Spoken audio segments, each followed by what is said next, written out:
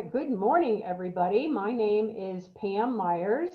My co-host extraordinaire is Erica Yoakum with Virtual Personal Assistant. Our podcast is Three Essential Questions. We do this every week and we ask the same three essential questions of every guest on our show. And today our guest is community director, or is Howie Kaibel. Am I pronouncing it Kaibel. correct? Close enough. And Howie is the community director for Yelp Albuquerque. Welcome, Howie. We're so glad to have you. So glad to be here. Thank you very much for inviting me. Yeah, you're welcome. We love your backyard. The first question is what have you learned about yourself during this whole COVID situation, during the whole pandemic? Yeah, these are all great questions. So I've spent a little time meditating on them this morning. I think, well, first of all, you should know I am a remote employee. I have been for 8 years with Yelp. My office is my home. About 50% of the time I'm working from home. So this is nothing new to me, but 100% of the time from home is very new to me, just like it is for most of us. I would say I want to answer this in a couple of ways, personally and professionally. So personally, what have I learned? I've learned that I think many of us have learned that we were a little excessive in how much we spent. The money we spent trying to shake up our lives. And I found that, slowing down and reassessing what really matters to me is hugely important. It's been a huge blessing in this, is just to be able to go, wait, stop. You're moving too fast. The job I do, very, very fast moving job, meeting a lot of people, rubbing elbows with a lot of people, connecting, networking like crazy. And I've been able to stop, and it's felt wonderful to be able to breathe and reassess. And then from a professional standpoint, I've learned that what I really love about what I do is helping the general cause, whatever that cause is, assisting people and businesses, organizations, causes that I love. And so being able to just focus in on that and really connect with the organizations and people in this city that are struggling right now and could use some help from a big national brand that has the resources to do so, that gets me up in the morning, gets me started at work. Yeah. Nice. I think we've all, right, it's because Erica and I have both always been virtual, working from home as well, but yet it's different.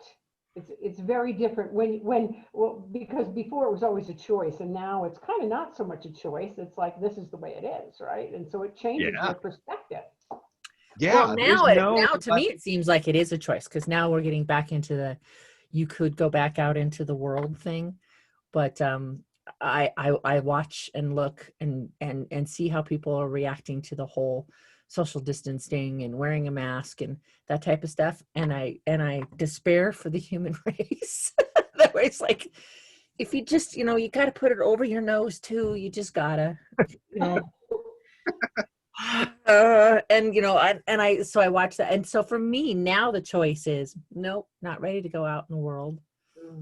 Ready, I can do this forever. I'm good with this. To me it's been very eye-opening. I think I love the people who have said that they you wear a mask, you wear that for others because you're being respectful of others. I think it's been eye-opening for me. I'm not going to get political or anything like that, but it's been eye-opening for me to see how that has filtered through the populace, and I like your idea of that. You're a helper. You want to be out there helping, and I'm a total helper. That's how I'm built. my whole life is business life, and everything has been around helping and doing, and it's been very eye-opening and interesting. I guess all that to say, my choice is to stay hidden in my safe little cubby hole. Yeah, I have a lifestyle job, but really merging the job with my life, it has been more so than ever before, I think. Yeah, I've been able to do that. And I think that this era is much better for introverts than extroverts. Luckily, I think I'm about half and half. So a lot of the time I do like to just hide away in my little hole. So. Well, especially if you've got porcupines in your tree. I mean, I'm still just kind of geeking out about how the heck does a porcupine get up in a tree? Kind of freaked me out. I'd be like, the whole logistics of that would be standing there going, huh? I know. They Right? sleep up there. And No. they could fall in it. Really? Wow. Yeah. No, Yeah. That's a horror show. Yeah, that's a Stephen King novel right there. They're falling out of trees. So how have you responded to this situation? I mean, obviously you're staying home more and that type of thing, but how are you and how has Yelp responded to all of this craziness? It's been an extraordinary sort of journey. None of us knew exactly how this would work. We certainly were worried that advertising is how Yelp makes money, and we were worried that was just going to completely dry up. As it turned out, that wasn't the case. While restaurants stopped advertising, there were lots of home service providers, landscapers, plumbers, auto mechanics, though people who suddenly realized that this was their time to really get out in front of people. And it's been amazing to see this entire other side of the economy come onto our platform and really shine. But I think what's more interesting, far more interesting, is the company, just like everybody else, kind of pivoted in real time to everything that happened. So right after the George Floyd murder, we saw a huge uptick, for example, in Black-owned business searches. People wanted to support Black-owned businesses. And what we developed really quickly was a way to make that searchable, was a way for business owners to label themselves as Black-owned, and then for consumers to go out and support them. So that meant, for me, reaching out to business owners in our community and making sure that they were aware that this was available to them, and then putting together a collection that people can use to sort and find those businesses. And then we just kept going. So that's actually how I met Pam, right? In July, I picked up what I would normally be doing in June is an LGBTQ, outreach. But June was a little busy. So July, I reached out to her, and she was so great. She said, here's our alliance. Here are the people that you need to put together in a collection and be working with. And that just led to, ultimately what Pam was just talking about, an event that we had on Saturday with a great business, LGBTQ-owned business downtown, and a distillery. But we, this is turning into opportunities to work with these businesses and to give them some exposure during a very difficult era. And this continues right now in September with Latinx-owned businesses. That's what I'm going to be working on over the next probably couple of months. So I don't think any of us knew how this was going to that this was going to really happen, but it's not. It's sort of a continuation of the work that I've already done in this city for 8 years, but still, I think the company has really shown its true colors by saying, community managers, this is where the direction we want you to focus in. Yeah. I thought, and I want to give a shout out because I don't think a lot of advertisers and people in general are aware of things that you do in behind the scenes, and putting together that murder mystery dinner for La Cueva Bed and Breakfast and Safe House Distilling was really a cool, fun, unique idea. And we got to go, we went to Safe House. We had never been there before. And that was really cool to go there, experience their venue, and then buy their product, which was delicious. And then It be was able to, it was really good, yeah. And then you had the mixologist there during at the kickoff of the event to give what she went through, how you make everything. I mean, and then having the whole thing happen with the tour of La Cueva B&B, it was really cool. And that was a great thing to do for an advertiser. well, thank you. You know, about half of what I do when there's not a pandemic is I'm an event planner. So I get these communities of people together to go to local businesses and support them, usually at virtually no cost to the business. That's a huge part of what I do. I'm an event planner. Well, what do you do if you're an event planner in this era? You go virtual. So we started with months ago having conversations, like we had Mayor Tim Keller on for a virtual sort of happy hour with him to catch up on how we could support local when everything's shut down. Right. We've had cooking classes and arts and crafts classes, but when I spoke with Stephanie and we were talking about trying to do a virtual event at her amazing 125-year-old property, Right. I was just like, murder mystery sounds like the thing. And she said, that's funny, Howie. We did that a year ago in person, and it was the best thing we've ever done. Let's try it virtually. So we just gave it a shot. And as it turns out, there are companies that are trying to make virtual murder mysteries a thing. So I was able to, use their sort of plot sketch to do it. But, it sort of worked. I think everyone loved to get together. Who needs an excuse right now to just dress up? And, so people got dressed to the nines. So yes, I am still event planning for the foreseeable future, and we're just doing it virtually. Yeah, awesome. It's interesting. So all of the things that you named off, like car mechanics and things like that, it makes me think about how it used to be, where I have a chicken and you have a gallon of milk, and we would trade and that kind. So those kind of crafts, those kind of skills are coming to the fore again, where people are, and then they're reaching out to you to say, hey, we got to remind people that we're out here. We're doing our thing. We're still doing our thing. And it's still required stuff.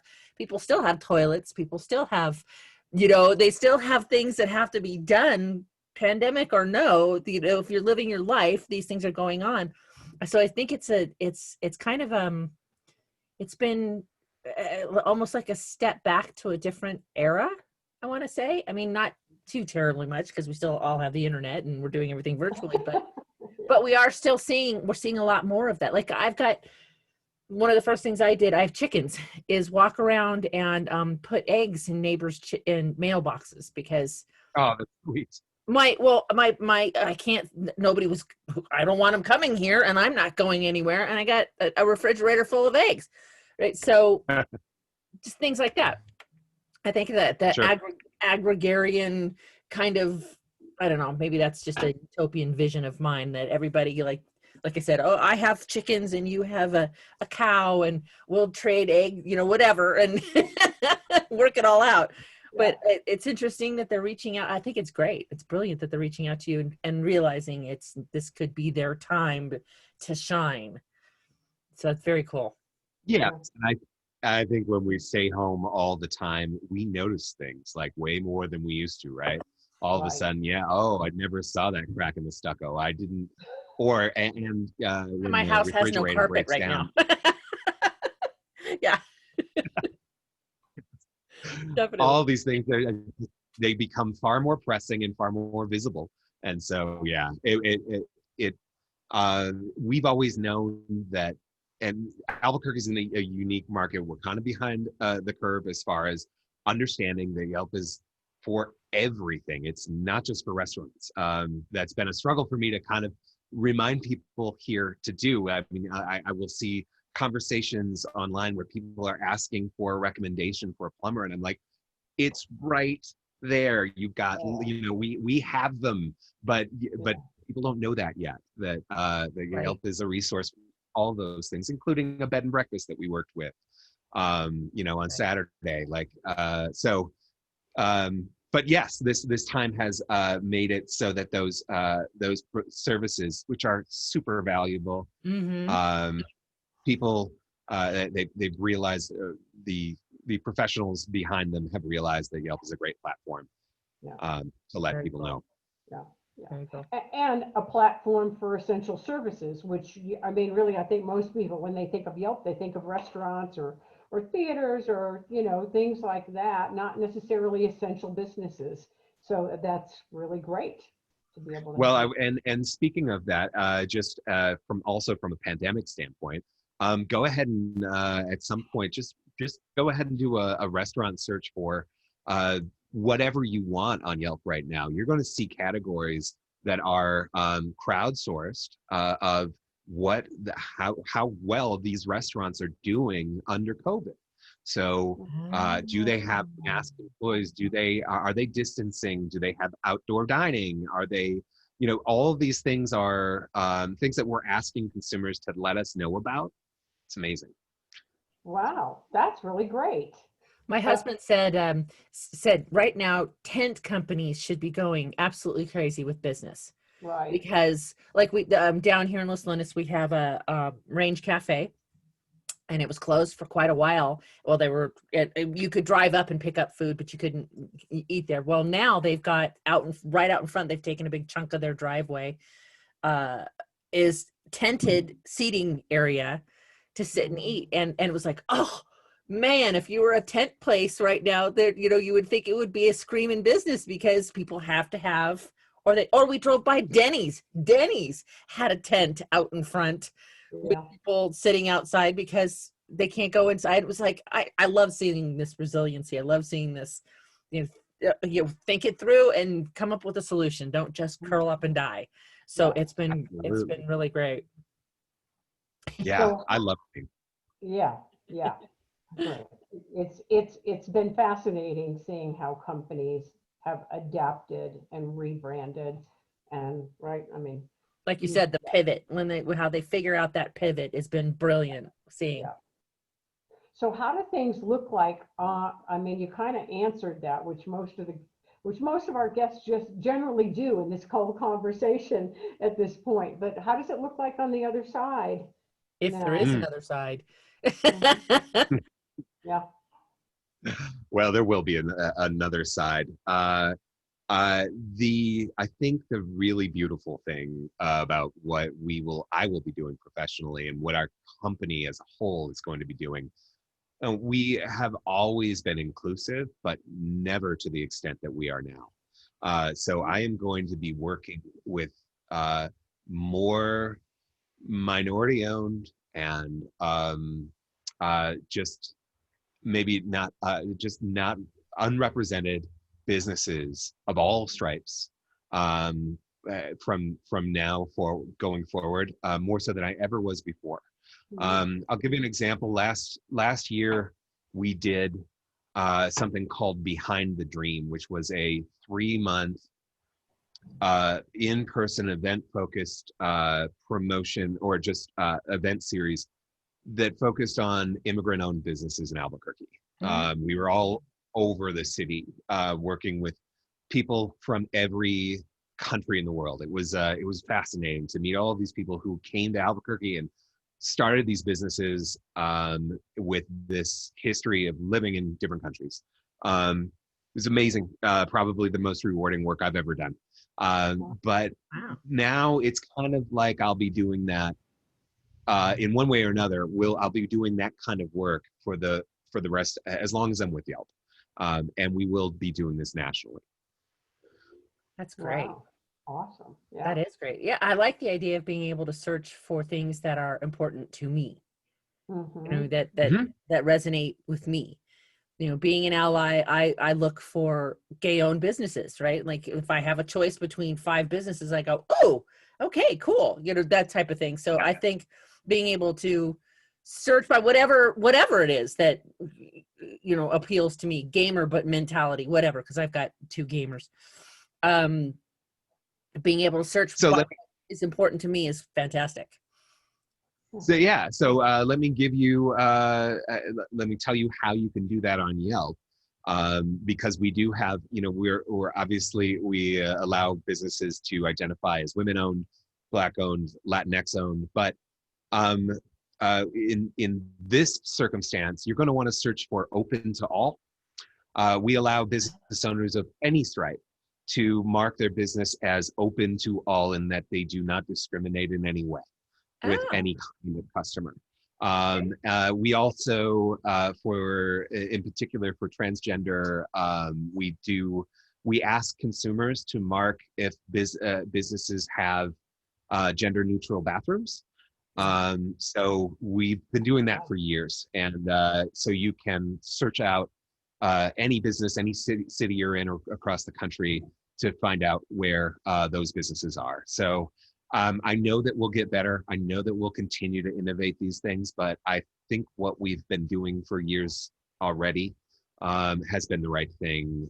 So that, as you say, there are certain businesses you really want to put your hard-earned dollars into, and you should be able to search for them. Yeah. Wow. Well, thank you for the secret codes. That's cool. I'm gonna go down. I'm like, I'm gonna go search that right now. I like that. Yeah. Very cool. And really, thank you, and thank Yelp on behalf of the LGBT community. That's massively huge, and thank you so much for doing That's very that. cool. Yeah, Oh, I feel like I'm armed with new data. I can go, I can go search for new stuff. I know the code. Well, but we have some work to do, Erica, and we have some work to do. We need to, like I said, Albuquerque's a little behind the curve, always has been with Yelp. It's been a big part of what I do, is to just spread this awareness. But I would really appreciate it if you could reach out to businesses with the Alliance, anyone that you know who owns a business who wants to label their business as open to all, or however they want to label it. But we need to get them to do that, because we're not, if they don't actually go through just using the free business tools that we have to label their business that way, they're never going to be found. People aren't going to be able to find them. So I think that's something I'm that only should be one put in our person. newsletter, Pam. I'm thinking, because Yeah. those 2 pieces of information, if people know that that's how things are getting tracked, then they're going to be, I think that's Right. important information that I never heard of before. And maybe the community has, and I'm behind the curve.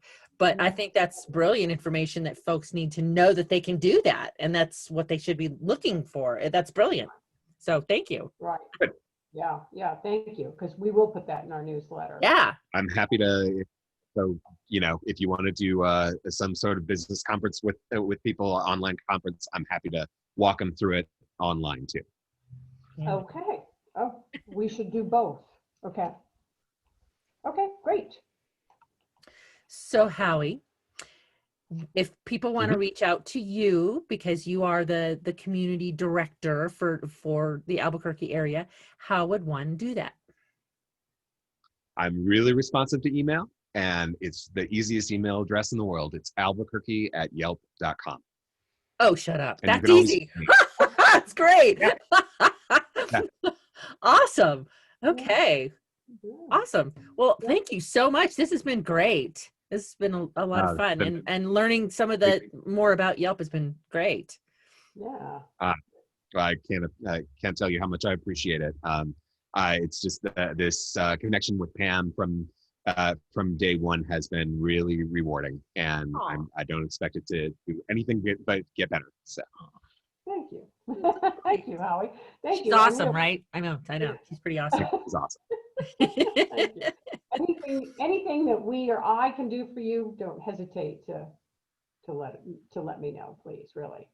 No. Yeah, I Thank mean, you. now my head is like full of ideas. We'll You're talk right. offline, Pam, but Yeah. I'm like, Yeah. Holly, Wonderful. Yeah, thank you so much for being a guest on our show today, Thank you, on our Howie. podcast. We really appreciate it. Yes. I'm honored. Thank you. Thank you. Bye. Bye. Bye-bye.